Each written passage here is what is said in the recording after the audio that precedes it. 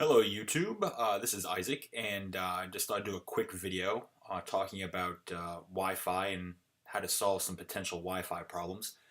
Uh, I live in an apartment, and I've been having some, every once in a while, some really weird connectivity problems with Wi-Fi. Things will be going fine, and then suddenly they'll just stop working, or they'll the speed will get really, really bad for a while. And then it'll be okay, and then it'll get really bad for a while again. Notice this especially when I'm trying to do FaceTime calls. Everything's fine, then suddenly, it just stops. And it's like, well, it's probably just Comcast or it's YouTube, right? I get to see slowdowns in YouTube all the time. It's like, it's probably just that or the other thing. Got my iPhone 6 Plus, and wow, the speeds were just uniformly bad. There was just no. It just didn't compare with my other devices, and I was going crazy trying to figure out what was going on.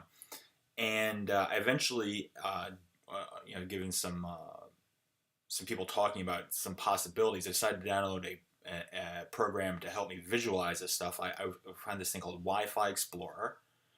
It's in the Mac App Store. It's $5, well worth the money, because it's instantly showed me what was going on. And what was going on is this mess, right? My network name is Chelsea, named it after an old dog of mine. And originally, when I first started, I think it was on channel 6, I think it was, and which put me smack in the middle of all this garbage, all these other things. And I moved it over to channel 1 to kind of give me a little space from the bulk of these things. You can see there's 22 minus my 2, there's 20 different networks going on, right, in here. Moved it over here. That helped a little bit. But what really helped was using this, the 5 gigahertz. You'll notice that's it. There's nothing else in here, and it's nowhere close to these other things right here. And the scale is way off too. So this is actually further away from this than you may think.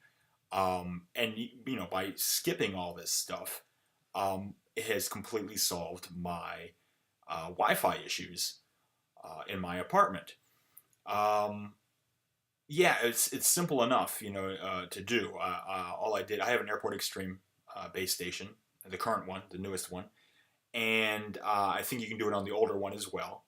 But basically, I just went into wireless into the settings, and there's a little box you can check uh, to give a name to the to your 5 gigahertz part of the channel. And by default, I just clicked a box and it appended 5 gigahertz to the name, which is fine for me. That's just fine.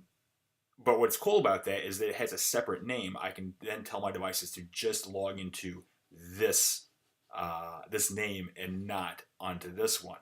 And so what's happened is I've gone from say 5, 6, and on a good day 9 megabit per second downloads on my iPhone 6 Plus to I'm regularly hitting 120, 115 like I am on the rest of my devices. So it made a huge difference for the iPhone 6 Plus just in general, but it certainly has also helped with my iPad Air 2 and my Mac just for consistency's sake. And it's because, once again, I'm avoiding all of this. And you also keep in mind there's a lot of other things that will have interference on the 2.4 gigahertz. Like there's all sorts of things like I think Bluetooth and microwaves and cell phone. I mean not cell phones, but cordless phones. And there's all sorts of just garbage which is not showing up.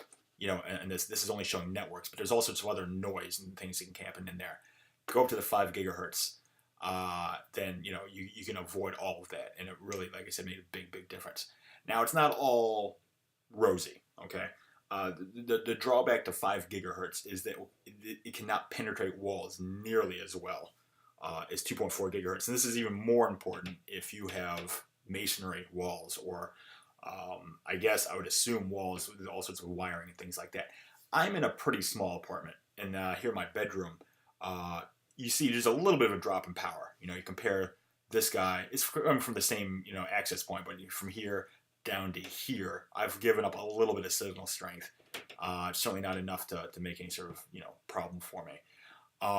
But if you're in a house, like in a house I was living in previously, the router was in a corner of the basement, And if you go 2 floors up on the other side of the house, I bet you the 5 gigahertz just would not get there, you know. But in an apartment situation, it's fantastic.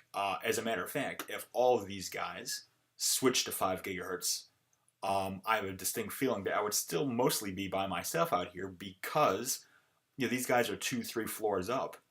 The signal just wouldn't reach me. So 5 gigahertz is ideal for apartment dwellers. Not only can you potentially get better, Wi-Fi performance for yourself, but you can clear up the spectrum for your neighbors as well. So be a good neighbor and do that. Nice thing about the Airport Extreme, and I'm sure other routers do this as well, but even though I now have 2 different names, Chelsea for the 2.4 and Chelsea 5 gigahertz for the 5 gigahertz channel, it still treats it as a single network, which is cool because I have all my things can handle the Chelsea 5 gigahertz except my printer. I have some piece of junk HP printer which will only connect on the 2.4 gigahertz. But I pick up my iPhone and it's connected to the Chelsea 5 gigahertz network. It still sees the printer via AirPrint that's on the Chelsea network. And so what that means is that the router is still treating it as a unified single network, which is great because that solves a lot of potential issues of oh my gosh, how am I going to get these things talking to each other, et cetera, et cetera, et cetera. And plus, I think my housemate has some old laptop that won't do 5 gigahertz as well. So he can have this stuff back here. I'm hanging out over here. So anyway, if you're in an apartment, if you're having Wi-Fi problems, it may not be your signal strength that's the problem. It could actually be the interference from other networks or other things. Microwaves, I think hair dryers can cause problems and things like that as well. On a Mac, you can do Option click on the Wi-Fi symbol, and that will pull up. You'll be able to click on Wi-Fi diagnostics, and you won't have this pretty graph like you do with Wi-Fi Explorer, but at least you can see how crowded different channels are and kind of put things on there appropriately. I'm pretty sure there's similar tools available for Windows as well. So anyway, hope that helps. Let me know if you have any questions. I'll answer what I can. And hope we all have wonderful Wi-Fi from here on out. I'll talk to you later.